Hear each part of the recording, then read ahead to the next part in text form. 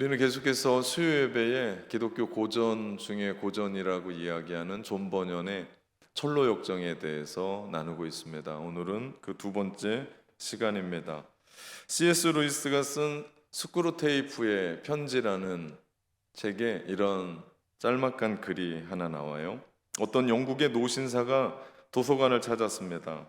노신사가 여러 가지 책을 뒤적거리다가 신앙에 관한 책을 읽게 됐어요. 그 책을 읽으면서 그 노신사 마음 가운데 하나님에 대한 생각이 싹트기 시작했습니다. 하나님은 어떤 분일까? 나는 그분과 어떤 관계를 맺어야 할까? 이런 생각을 하고 있는 노신사에게 그 순간 악마가 찾아왔어요. 점심시간이야, 뭘 그렇게 생각해? 밥이나 먹어. 그 순간 노신사는 하나님에 대한 생각을 하려다가 그 시간을 멈추고 식당으로 가서 밥을 먹습니다. 점심을 맛있게 먹다가 갑자기 문득 또 하나님에 대한 생각이 마음 가운데 일기 시작하는 거예요. 야, 하나님은 어떤 분일까? 그런데 또 악마가 그 마음 가운데 속삭입니다. 밥 먹는데 뭘 골치 아프게 그런 걸 생각해. 우선 식사나 끝내.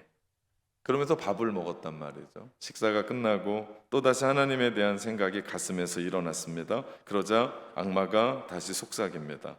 오늘은 너무 바쁘잖아. 그런 건 나중에 한가할 때 생각해. 그러자 노인은 마치 아무 일도 없다는 듯 여느 때와 똑같은 모습으로 집으로 돌아갑니다. 그런 노신사의 뒷모습을 보면서 악마는 회심의 미소를 짓는다라는 이야기입니다. 수많은 사람들이 진리를 찾아요. 그리고 구도자의 삶, 순례자의 삶을 살아갑니다.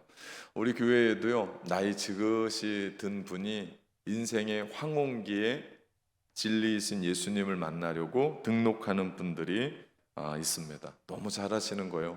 그래서 저희가 그분들한테 신방을 가면 잘 오셨다고, 가장 빨리 오셨다고 그러면서 잘 들으시고 말할 수 있고 걸을 수 있을 때 정말 잘 오셨다고 제가 이야기합니다. 사실 오늘 이 수요 예배도 많은 분들이 와서 하나님을 예배하는데 우리 모두도 길을 찾아가는 그런 순례자, 진리를 찾아가는 구도자입니다. 철로역장의 주인공은 크리스천이에요. 예수 잘 믿어서 크리스천이 아니라 이름이 크리스천이에요. 그는 아직 복음의 진리를 모르는 사람이에요. 그렇지만 갈망은 있었습니다. 그리고 그에게 열정도 있었어요. 그래서 두루마리 성경을 손에 쥐고 그 말씀을 읽는데 그의 마음 가운데 죄와 그리고 심판에 대한 그 마음이 너무나 커서 나의 이 짐을 어떻게 할 것인가, 죄의 짐을 어떻게 할 것인가 고민하고 고민했었던 그 사람이었습니다. 실제로 그리고 그는 움직였어요. 그리고 그 마을을 떠납니다. 근데 중요한 건 시점이에요. 언제 그가 그 도시를 떠났나? 타이밍입니다. 철로역정에 보면 이런 대목이 나와요. 그는 손에 든 책을 펴서 성경입니다. 읽다가 눈물을 흘리기도 하고 괴로운 듯 몸을 떨기도 했다. 그러나 이내 고통스러운 절규를 내뱉었다. 난 이제 어떻게 한단 말인가? 나는 이제 어떻게 한단 말인가? 이런 갈망이 그에게 있었고 이런 탄식이 그에게 있었습니다. 그때 그가 살고 있었던 멸망의 도시를 떠납니다. 그가 살고 있었던 곳이 근사한 곳인 줄 알았는데 그 말씀을 읽고 나니까 자기가 살았던 곳이 멸망의 도시였고 그는 그 자리를 딛고 일어나 순례의 길을 가게 됩니다. 크리스천이 이런 탄식의 고백을 할 수 있었던 것은 그냥 살다 보니까 그런 날이 온 것이 아니라 어떤 때 어떤 타이밍이 온 것이 아니라 바로 그가 손에 들고 있었던 성경 때문입니다. 말씀을 펴서 읽는 순간 그에게 말씀이 역사하기 시작한 거예요. 여러분, 하나님의 말씀이 우리의 마음을 움직입니다. 하나님의 말씀이 우리의 마음을 변화시켜요. 왜냐하면 그 말씀이 살아있는 말씀이기 때문에 우리를 살리는 줄 믿습니다. 그 말씀이 생명이기 때문에 그 말씀을 읽는 사람들에게 생명을 줘요.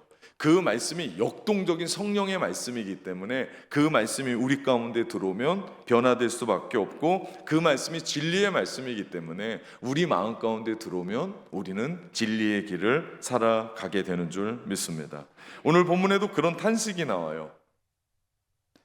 27절에 보니까요, 그들이 이 말을 듣고 마음에 찔려 베드로와 다른 사도에게 물어 이르되 형제들아 우리가 어찌할꼬, 우리가 어떻게 하면 좋겠습니까? 이 말씀의 배경은 우리가 이미 사도행전 전체를 읽어왔고 말씀을 들어왔었던 부분입니다. 부활하신 예수님이 제자들과 함께 계시다가 하늘로 올라가실 때 주님이 약속을 하세요. 그 말씀이 사도행전 1장 4절에서 5절 말씀입니다. 사도와 함께 모이사 그들에게 분부하여 이르시되 예루살렘을 떠나지 말고 내게서 들은 바 아버지께서 약속하신 것을 기다리라. 요한은 물로 세례를 베풀었으나 너희는 몇 날이 못되어 성령으로 세례를 받으리라 라고 약속을 해주셨어요. 그렇기 때문에 너희 기다려라, 예루살렘에서 기다려라, 떠나지 마라. 그때 마가다락방이라는 곳에 제자들이 모였고 그들은 오로지 기도하고 있었고, 그때 언제였냐면 오순절이었습니다. 때는 오순절에 성령의 강림의 사건이 임해요. 그래서 이것을 오순절 성령 강림 사건이라고 이야기합니다. 그 말씀이 예수님이 약속하신 그대로 아버지께서 너희에게 주시리라고 하는 그 성령을 그들이 받습니다. 그것이 사도행전 2장의 말씀입니다. 그리고 이 오순절 성령 강림 사건 이후 바로 그 직후에 베드로가 모든 역사를 말씀으로 풉니다. 그것이 사도행전 2장 36절이에요. 그런즉 이스라엘의 온 집은 확실히 알지니 너희가 십자가에 못 박은 이 예수를 하나님이 주와 그리스도가 되게 하셨느니라. 이게 무슨 얘기예요? 그들이 지금 누구를 죽인 거예요? 그리스도를 죽인 거예요. 이 얼마나 당혹스럽고 놀랍고 황당한 얘기냐고요. 그때 그들이 보여줬던 반응이 탄식이었습니다. 이건 절망이 아니에요. 이건 희망의 탄식이에요. 어떻게 하면 좋겠습니까? 나한테 답을 주십시오. 내가 그분을 죽였습니다. 어떻게 하면 좋겠습니까? 사도행전 2장 12절 말씀해 보니까 다 놀라며 당황하며 서로 이르되 이야기합니다. 베드로의 설교로들은 그들이 당황하기 시작하고 그것이 탄식으로 바뀝니다. 어떻게 한단 말입니까? 우리가 메시아 예수 그리스도를 죽였습니다. 그분이 하나님이셨습니다. 이것이요 크리스천의 절규예요. 우리 철로역정에 나오는 그 크리스천의 절규. 난 이제 어떻게 해야 한단 말인가. 이런 탄식으로 그가 살고 자란 그 멸망의 도시라는 것을 알고 그는 죄와 심판의 형벌에 무거운 짐을 지고 이것을 해결하라고 십자가 언덕까지 올라갑니다. 그의 순례의 길은요 절망이 아니에요. 탄식이긴 하지만 그 탄식은 끝이 아니라 기회를 향하여 달려나가는 길이다. 신약의 위대한 한 사람도 그런 고뇌가 있었습니다. 로마서 7장 24절에 보니까 오라 나는 공고한 사람이도다. 이 사망의 몸에서 누가 나를 건져내려. 사도 바울은 알았어요. 내 마음은 하나님의 법을 기뻐해요. 그래서 그 말씀을 지키고 싶은 거예요. 근데 내 속에는 육신의 법이 서로 싸우는 거예요. 그래서 내가 지는 거예요. 하나님의 법이 이기는 거예요. 그러면서 나는 공고한 사람입니다. 나는 죽을 몸이 됐습니다. 그러면서 그는 인간 내면의 죄성과 싸우면서 예수 그리스도를 통한 구원의 기쁨과 성령의 능력을 의지하며 율법적인 삶을 벗어나 하나님의 뜻대로 걸어 나갈 수 있었죠. 만약에 사도 바울 가운데 그 마음 가운데 이러한 싸움이 없었다면, 그의 마음 가운데 그런 억눌림이 없었다면 로마서라고 하는 이 위대한 하나님의 말씀이 나올 수 있었을까? 그는 그의 마음 가운데 하나님의 법과 육신의 법이 싸우는 것을 그걸 깨닫고 그는 탄식합니다. 오라 나는 공고한 사람입니다. 오라 나는 죽은 사람입니다. 내가 맨날 지거든요. 그러면서 그럼에도 불구하고 예수 그리스도의 그 십자가의 은혜, 성령으로 말미암아 우리를 구원하시고 하나님의 뜻대로 우리를 일으키시고 우리를 붙잡아 주셨던 그 하나님의 은혜, 여러분, 이런 과정이 없었다면 한참 돌아서 그는 돌아왔을 것이고, 이 탄식의 과정이 없었다면 율법의 정죄로 말미암아 그는 일어나지 못했을 겁니다. 그러나 그는 율법의 정죄로부터 자유합니다. 그리스도와 함께 연합하여 성령을 따라 새로운 생명으로 변화된 삶을 묵묵하게 걸어갑니다. 그렇기 때문에 그 탄식이요, 우리한테는 기회예요. 그 탄식이요, 우리한테는 희망인 줄 믿습니다. 아, 내가 이 정도밖에 안 되는 인간이었나? 형편이 없었나? 그러면서 나의 인생을 되돌아보면서 좌절하고 끝내는 게 아니라 어떻게 해요? 겸손하게 주님 앞에 서는 거예요. 공부하면서 어떤 일을 하면서, 야, 내가 이 정도밖에 안 됐어? 내가 실력이 이런 것밖에 안 됐어? 그러면서 그만하고 포기하는 게 아니라 더 열심히 공부하고 나에게 맡겨주셨던 그 일들을 더 열심히 추진해 나가는 겁니다. 야, 나의 신앙, 나의 믿음이 이것밖에 안 됐어? 하나님 앞에 회개하면서 다시금 주님 앞에 서서 올곧게 신앙을 다시 붙잡고 하나님 앞에 기도하고 예배하고 주의 일에 힘쓰며 주님만 바라보며 걸어가는 거예요. 여러분, 이 탄식이 우리로 하여금 겸손하게 만들고요, 이 탄식이 우리로 하여금 순례의 길을 걸어가게 하고요, 이 탄식이 우리로 하여금 신앙을 한 단계 더 성장해 가게 하는 줄 믿습니다. 그렇기 때문에 우리가 말씀을 들으면서 우리 마음 가운데 어찌할꼬 사도행전에 있는 말씀처럼, 여러분 놀라운데요, 사도행전 7장에 스데반 집사가 정말 구약을 꿰뚫면서 설교를 하고 예수 그리스도가 그분이다라고 얘기하거든요. 똑같이 성령에 충만해서 얘기하거든요. 그때 그 스데반의 설교를 들었던 사람들은 똑같이 마음에 찔렸거든요. 근데 그들은 어찌할꼬, 형제들아 내가 어찌할꼬, 내가 이 사망에, 내가 이 말씀을 듣고 내가 죽을 사람이 되었는데 어찌할꼬, 그런 것이 아니라 그들은 이를 갈았습니다. 그래서 스데반을 죽입니다. 동일한 설교였거든요. 물론 달랐겠죠. 그럼에도 불구하고 그들이 예수 그리스도에 대한 그 이야기를 듣고 한쪽은 내가 어찌할꼬, 형제들아 내가 어떻게 하면 살겠습니까? 여기에 희망이 있는 거예요. 그런데 이를 갈고 불평을 하고 죽여야겠다고 생각하면 죽는 거예요. 정말 놀라운 이야기죠. 여러분, 그렇기 때문에 우리 안에 깊은 탄식이 필요합니다.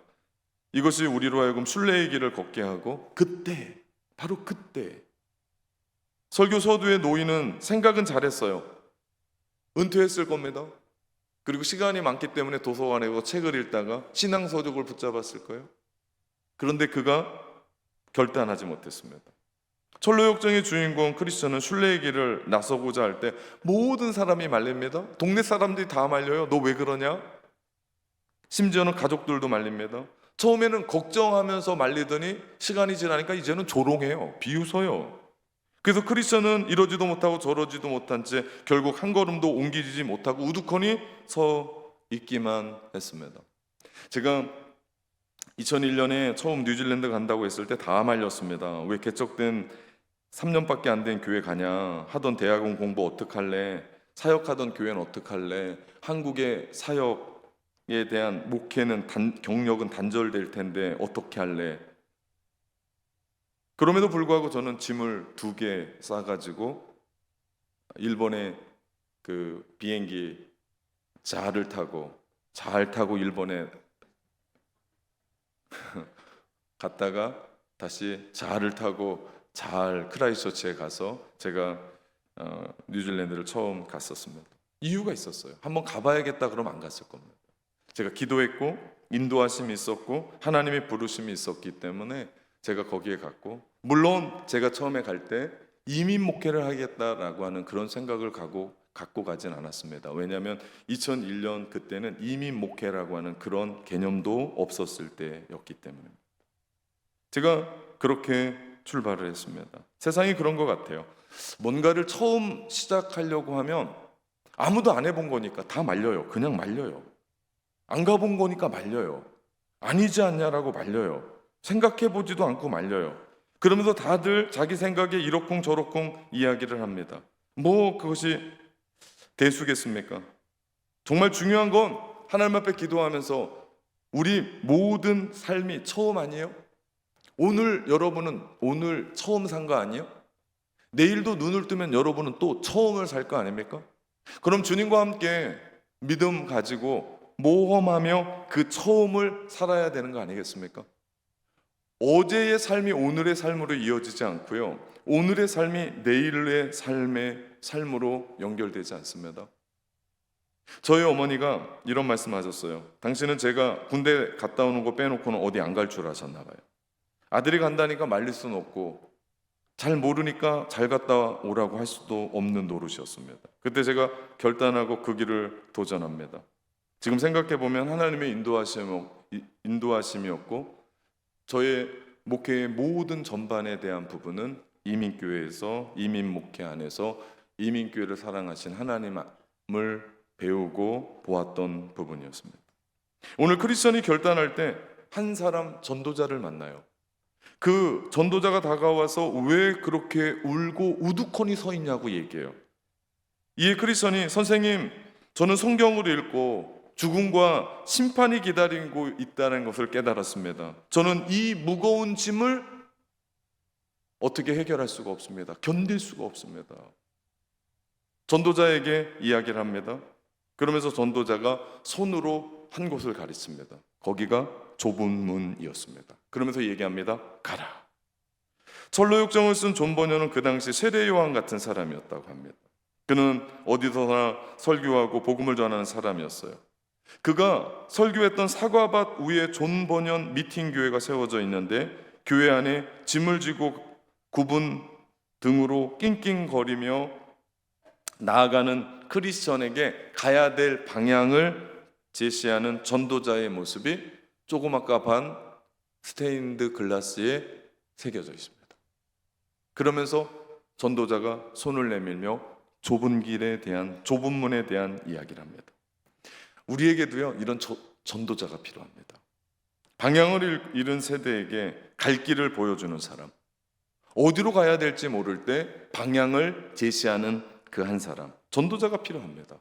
그래서 우리는 수요일에 아파트 놀이터 전도를 하고, 목요일에 교회 주변 전도를 하고, 우리 매월 첫째 주면 남녀 전도회가 전도를 하고, 이제 10월에 시작될 텐데 평화광장에서 버스킹 전도를 하고, 이게 뭐예요?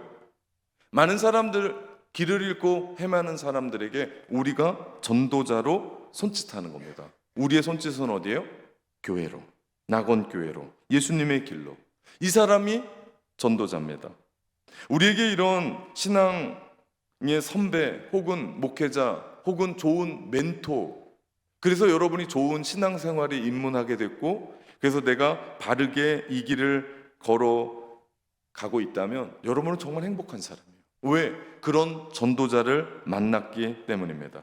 인생의 결단에 필요한 시점에 누군가가 우리를 기도하면서 우리를 이끌고 가야 될 방향을 제시할 수 있다면, 그래서 내가 그리스도인이 되었고 그래서 오늘도 예배하는 예배자가 되었다면 정말 고마운 거 아닙니까? 그러면 여러분 잊지 말고 이번 주에 그 한 사람에게 고맙다고 커피 한 잔씩 사십시오. 네, 커피집은 어디라고요? 만나카페. 예, 꼭 만나카페 와서 그분에게 고맙다고, 진짜 고마운 거거든요. 그냥이 아니라 나를 이렇게 이끌어줬어요. 여러분 낙원교회 와서 여러분 신앙생활할 때 여러분에게 정말 도움받았던 한 사람이 기억납니까? 오늘 설교를 들을 때 그분이 하나님이 예배했던 전도자였구나. 정말 나를 위해 예비한 한 사람. 우리가 그렇게 고마워하고 또 우리가 감사를 표현할 수 있어야 되고, 더 중요한 건 뭔지 아십니까? 우리 역시도 누군가에게 전도자가 돼야 돼요. 예, 우리 교회 처음 들어와가지고 헤매고 있고 뭐 할지 모르는데 얼굴을 보니까 우리에게 처음 온 분이야. 그러면 그냥 쌩하고 지나가지 말고 묻는 거예요. 누구를 찾으십니까? 예배실을 찾으십니까? 그러면 아이고 처음 오셨나 봅니다. 환영합니다. 낙원교회 좋은 교회입니다. 이렇게 얘기를 붙이다 보면 그 사람이 어떻게 해요? 얘기를 걸겠죠? 그러면서 예배실을 찾으면 내가 전도자가 돼서 예배실을 알려주는 거고, 화장실을 찾으면 내가 전도자가 돼서 화장실을, 그거 안 알려주면 어떻게 하겠습니까? 싸우면 어떻게 해요? 안 되잖아요. 여러분이 신앙의 좋은 멘토가 돼서 그 사람에게 꼭 필요한 신앙의 뭔가를 가르쳐주는 사람이 있다면 그 사람은 전도자입니다. 오늘 철로역장에 주인공 크리스찬이 우두커니 서 있어서 방황하고 있을 때 전도자가 손짓하면서 구원의 길을 이야기합니다. 정말 놀라운 얘기예요. 우리에게도 마찬가지입니다. 그리고 우리는 또 누군가에게 전도자로 그렇게 서서 우리의 삶 가운데 놀라운 일들이 있어야 돼요. 특별히 존 버년이 이런 그의 인생에 이런 만남이 있었어요. 20대 때 구원의 문제로 심각하게 고민하고 있을 때 마을 잔디밭에서 영적으로 강력한 체험을 하기도 했지만 복음의 진리를 제대로 깨닫지 못했을 때가 있었습니다. 그 당시 사람들처럼 그냥 열심히 교회만 다녔고 종교 생활하는 정도였어요. 그러니까 사람들이 보면 야 20대니까 정말 믿음 좋은 젊은이, 왜? 교회는 안 빠지고 교회를 오는데 그의 마음의 내면에는 죄책감이 가득했고 구원이라고 하는 그 하나님의 말씀이 갈급했고 자유라는 것이 그의 마음 가운데 갈급했어요. 그러니까 그런 것들이 그 마음 가운데 가득 담아져서 갈등을 하고 있었습니다. 그러던 중 우연히 가난하고 볼품없는 여인들이 구원의 확신과 거듭남에 대한 이야기를 하면서 기쁘게 이야기를 하는데 귀가 번쩍 뜨이는 거예요. 야, 이게 뭐지? 그러면서 그 여인들의 대화는 존 버년의 삶을 완전히 뒤바꿉니다. 아무것도 아닌 여인들이었어요. 볼품없는 사람들이었어요. 그런데 대화하는데 얼굴이 빛이 나고 구원에 대한 얘기를 하는데 얼굴에 기쁨이 있고, 그러면서 이 존 버년이 충격을 먹은 거예요. 그때 그는 자신이 하나님에 대해서 어렴풋이 알고 있었을 뿐 아니라 교회는 다니고 있었지만 한 번도 거듭남이 없었다는 것을 깨닫게 돼요. 여러분, 제가 철로역정을 준비하면서 우리 안에 교회는 열심히 다녀요. 여러분, 허상을 보면 안 돼요. 열심히 무슨 일을 해요. 여러분, 그냥 어떤 겉모습만 보면 안 돼요. 정말 중요한 것은 하나님이 우리 가운데 이야기할 때 너는 성령으로 거듭났냐, 너는 예수 그리스도로 말미암아 새롭게 됐냐. 여러분, 이게 중요하지 우리의 겉모양 열심 내는 것, 그게 중요한 게 아니고 정말 중요한 것은 우리 가운데 죄책감과 그리고 죄에 대한 어떤 갈등과 신앙에 대한 그 마음 가운데 내가 자유한 거예요. 내가 행복한 거예요. 이게 얼마나 중요한지 모릅니다. 다시 말해서 존 버년은 20대 때 내가 하나님의 자녀다라고 하는 깨달음이 없었던 거예요. 그러면서 그 여인들에게 구원의 확신을 심어준 교회 목사님을 만나고 싶다는 생각이 들었어요. 그 이후 세인트 존 교회의 존 기포드 목사님을 통해서 말씀을 듣고 구원의 확신을 받게 되고, 그는 그 목사님 존 기포드 목사님을 통해서 그가 25살의 나이에 우주강변에서 세례를 받게 됩니다. 그리고 영적으로 다시 거듭나는 체험을 합니다. 저는 여러분에게도 이런 결단의 순간이 인생의 방향을 제시해주는 좋은 전도자, 그리고 기도 많이 하는 전도자를 만나 여러분의 인생의 방향이 바뀌고 설교 한 번의 그 이야기들로 내 마음 가운데 있는 물음이 채워지고 그 속에서 하나님의 자녀라고 하는, 내가 거듭나야 된다라고 하는 그런 이야기가 우리 가운데 들려져서 내가 신앙생활 새롭게 하기를 주님의 이름으로 축원합니다. 혹 여러분이 그 전도자를 만났다면 우리 헤매고 있는 영혼들의 전도자가 되는 거예요. 우리는 그런 사람들이에요. 내가 전도자를 아직 못 만났다면 전도자를 만나야 되고, 내가 전도자를 만나서 좋은 길을 가고 있다면 또 누군가에게 여러분이 전도자로 살아가는 겁니다. 오늘 본문 사도행전의 베드로가 당황하고 놀란 사람들에게 좋은 전도자가 되줘요. 그리고 길을 이야기합니다. 어찌할꼬, 형제들이 어찌할꼬, 이거 어떻게 하면 좋겠습니까? 그럴 때 베드로가 38절에 너희가 회개하여 각각 예수 그리스도의 이름으로 세례를 받고 죄 사함을 받으라. 그리하면 성령을 선물로 받으리라. 베드로가 정확하게 제시를 합니다. 방향을 이야기해요. 그의 정확한 인도로 수많은 사람이 주께로 돌아옵니다. 그날만 3,000이 넘는 신도가 주께로 돌아오게 돼요. 놀라운 역사입니다. 그러나 그렇게 순례의 길을 결단하고 떠나도 그 여정은 참 만만치가 않아요. 설교 서두에 그 노인이 가지고 있었던 좋은 마음, 하나님은 누구실까? 하나님과 관계를 맺으면 내가 어떻게 해야 될까? 정말 좋은 마음이었잖아요. 그런데 우리의 이 영적인 신앙생활을 방해하는 세력이 있더라. 여러분, 우리가 수요예배 이렇게 나와서 예배드리잖아요. 여러분이 이 수요예배 나오는 그 과정까지 생각해 보면 우리를 이 수요예배에 나오지 못하도록 하는 영적인 방해가 얼마나 많았는지 몰라요. 근데 여러분은 승리자예요. 뭡니까? 다 이기고 나왔어. 뭘 이기고 나왔습니까? 나의 게으름을 이기고 나왔어. 아유, 이렇게 열심히 일했는데 오늘 내가 또 거기 가서 그래야 되나? 여러분, 이기고 나왔어요. 어떤 사건이 있었어. 우리 교회 오기 전에 어떤 일이 있는데 아유, 나중에 해. 그러면서 그거를 덮어놓고 내가 나왔어요. 우리를 여기 이 자리, 빛된 자리로 이끌지 못하는 악한 영들의 세력이 얼마나 많은지 모릅니다. 우리 마음에 불을 끄는 크리스천이 믿음의 길을 걸어가다가 어디에 빠지냐면 절망의 늪에 빠집니다. 대부분의 성도들이 여기에서 헤매다가 믿음의 길을 포기합니다. 철로역정은 정확하게 그 장면을 그리고 있는데, 철로역정에 크리스천이 전도자의 손짓을 따라서 좁은 문으로 들어갑니다. 순례의 길을 따라가는데 두 사람이 따라와요. 한 사람은 이름도 정말 잘 졌어요. 하나는 고집이고요, 또 하나는 변덕입니다. 고집과 변덕이 같이 가요. 크리스천이 이들에게 아까 말씀하셨던 것처럼 전도자에게 전도를 받았잖아요. 이 고집과 변덕에게도 전도자로 이야기합니다. 천성 같이 갑시다. 내가 지금 이 복음의 말씀을 듣고 이 무거운 걸 해결하려고 지금 십자가 언덕으로 가는데 그 천성 같이 갑시다. 그랬더니 전도자의 역할을 합니다. 그랬더니 고집이 고집을 피우는 거예요. 아, 왜 편안하고 안락한 고향집 버리고 이 침대 버리고 왜 그런 사소 고생을 하냐, 순례의 길을 떠나냐, 자꾸 고집을 부리는 거예요. 심지어는 이 고집이 크리스천을 정신병자로 몰아갑니다. 그 정도 굳은 마음이면 방법이 없습니다. 반면 변덕은 영원한 나라가 있다고요? 영원한 생명이 있다고요? 영원한 면류관이 있다고요? 나도 갑시다. 흥분합니다. 그곳이라면 나도 가겠습니다. 말로 듣기만 해도 감격스럽습니다. 나는 당신과 함께 끝까지 그 길을 가겠습니다. 서두르며 재촉합니다. 그러던 중 크리스천과 변덕이 그 순례의 길에서 늪지대에 빠지게 돼요. 이 늪지대가 절망의 늪입니다. 절망의 늪에 빠져서 허우적거리며 필사적으로 겨우 빠져나오려 했지만 그럴수록 더 늪이 그렇잖아요. 더 깊은 곳으로 빠져 들어갑니다.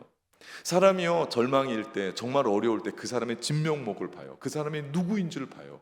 편안할 땐 몰라요. 똑같이 얘기합니다. 주님이 하실 겁니다. 주님이 모든 것 이루셨습니다. 그런데요, 몸 다급하고 이렇게 늪에 빠져서 허우적거리면요, 그 사람의 본성이 드러난다니까요. 드디어 변덕이 변덕을 부립니다. 아니, 이게 뭐냐고. 당신이 말한 영원한 나라가 이런 거냐고. 당신이 말한 영원한 면류관이 이런 거냐고. 영원한 생명이 이런 거냐고. 빠져 죽게 생겼다고. 그러면서 크리스천을 원망합니다. 가까스로 절망의 늪을 빠져나왔거든요. 그때 변덕도 죽을 듯하죠. 크리스천을 욕하고 떠나갑니다. 혹 오늘 이 예배에 함께한 분들 중에 신앙생활하면서 절망의 늪에 빠져 있는 분이 계십니까? 힘듭니까? 어렵습니까? 지쳐 있습니까? 그때 여러분은 어떻게 합니까? 변덕이 죽을 듯 합니까? 분노합니까? 절망합니까? 하나님, 나한테 왜 그럽니까? 무슨 원한이 있습니까? 하나님, 왜 나한테만 이럽니까? 아니면 그 상황에서도 하나님이 일하실 것을 믿고 잠잠히 그분만을 바라보며 입 꼭 다물고 기도하며 이 길을 걸어갑니까? 저는 여러분이 고집도 아니고 변덕도 아니기를 주님의 이름으로 축원합니다. 우리가 묵묵히 순례자로 정말 우리 교회는요, 아무리 더워도 뭐라고 얘기하는 분이 안 계세요. 그래서 여러분의 속을 모르겠어요. 여기가 충청도도 아니고. 네, 제가 오늘 목회실 회의하면서 정말 더운 곳을 알아냈어요. 근데 덥다고 얘기를 안 해요. 덥다고 얘기해야 에어컨을 설치하든 선풍기를 몇 개 더 달든 할 거 아니에요. 근데 여름 다 지나갔어. 예, 여름의 신사 귀뚜라미가 벌써 나왔으니, 그러니 내년에 그걸 다시 해야 되는데, 더우면 덥다고 얘기하고 뭔가를 해야 되는데, 정말 묵묵하게 주님 바라보는 정말 우리 교회 성도들 정말 귀하다, 너무 귀하다. 그거 덥다고 와가지고 저한테 쭈르르 와서 덥다고 그러면 제가 어떻게 하고, 춥다고 저를 쭈르르 따라와서 춥다고 그러면 어떻게 하나. 우리가 순례의 길 걸어가며요, 우리가 수많은 일들 만납니다. 내가 주님 한 분 붙잡고 이 순례의 길 걸어가기로 했다면 인생에 비바람이 불 겁니다. 인생에 눈보라 칠 겁니다. 그럼에도 불구하고 우리는 한결같이 가는 겁니다. 그 은혜가 여러분에게 있기를 예수님의 이름으로 축원합니다. 그때 하나님이 우리를 도우세요. 우리가 기억해야 될 것은 순례의 길에 절망의 늪이 있더라도, 그럼에도 불구하고 그 절망의 늪 만날 때 절망하고 탄식하고 포기하고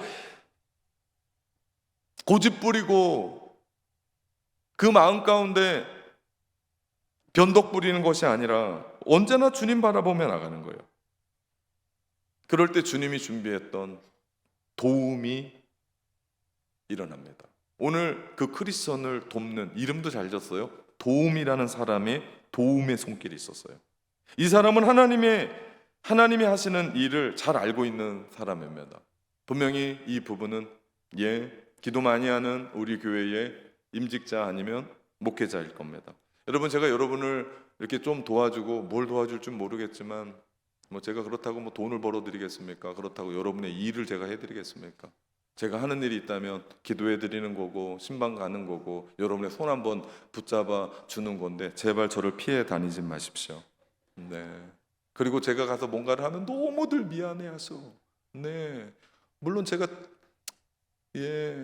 같이 있기엔 불편한 사람이라는 건 알긴 하는데, 제가 해야 될 일을 제가 여러분에게 도움이 되는 일이에요. 제가 여러분과 함께 이 목회의 길을 걸어가는 사람입니다. 그러니 제가 이 한 목숨 바쳐서 여러분을 도울 테니까 도움을 잘 사용하셔야 돼요. 쓰셔야 돼요. 미안해하지 마시라. 또한 그때 크리스천을 그 절망의 늪에서 끄집어낸 것이요, 보이지 않았던 디딤돌입니다. 그 책에 보면 매우 훌륭하고 튼튼한 디딤돌이라고 얘기해요. 하나님의 지시에 의해서 놓은 건데 잘 보이지 않아요. 이 디딤돌은 예수 그리스도 안에서 우리에게 주시는 약속의 말씀입니다. 시편 40편 2절에 시편 기자가 이렇게 노래해요.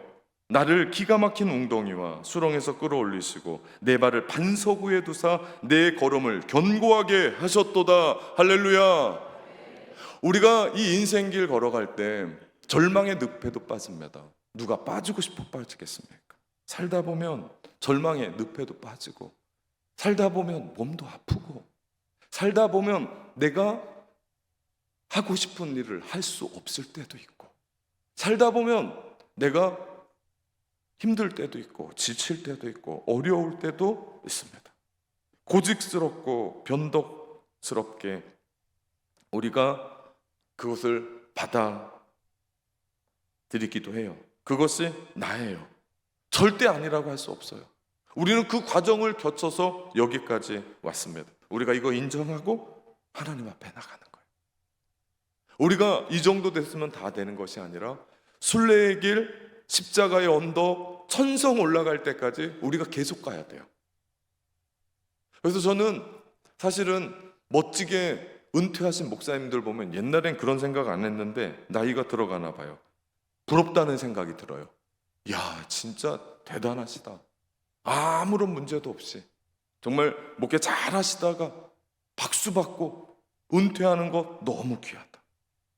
여러분, 우리가 늪에 빠지기도 하고 변덕스럽기도 하고 고집 부릴 때도 있었습니다. 그게 나예요. 인정하는 거예요. 그러면서도 하나님께 나아가는 거예요. 그러면서도 하나님께 붙어 있는 거예요. 주님, 절망 가운데 있고 내가 지쳤습니다. 나와 함께 해달라고. 그 주님이 예비한 디딤돌 보며 주님의 손 붙잡고 끝까지 이 순례의 길 저와 함께 걸어가 나가시기를 예수 그리스도의 이름으로 축원합니다. 우리